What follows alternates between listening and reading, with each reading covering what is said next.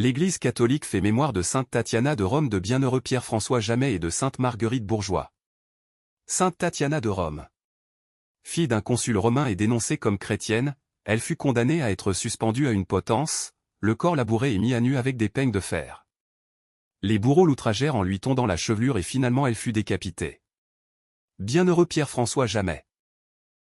Depuis l'apôtre Saint-Pierre, nombreux ont été les saints et bienheureux à porter ce nom, on en compte une bonne vingtaine. En rejoignant la Normandie, nous vous parlerons d'un saint peu connu, le bienheureux Pierre-François Jamet, vénéré à Caen, dans le diocèse de Bailleul-Lisieux.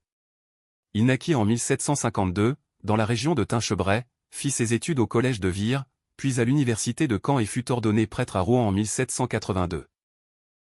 Il fut d'abord l'aumônier d'une petite communauté de religieuses au Bon Pasteur de Caen.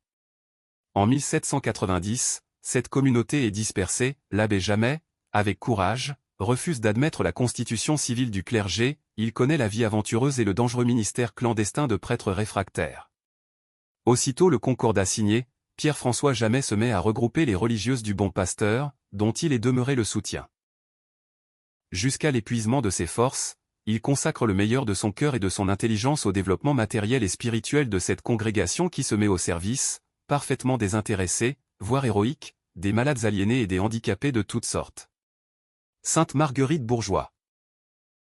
Née à Troyes, en Champagne, Marguerite convertie à 20 ans, intrépide et motivée, sera la première institutrice du Québec où elle part avec des émigrants français pour le camp de Ville-Marie qui deviendra Montréal.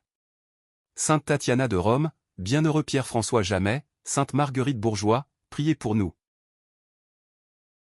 Évangile. Convertissez-vous et croyez à l'Évangile. Alléluia. Alléluia. Le règne de Dieu est tout proche. Convertissez-vous et croyez à l'Évangile. Alléluia. Évangile de Jésus-Christ selon saint Marc. Après l'arrestation de Jean, Jésus partit pour la Galilée. Proclamer l'Évangile de Dieu. Il disait: les temps sont accomplis. Le règne de Dieu est tout proche. Convertissez-vous et croyez à l'Évangile.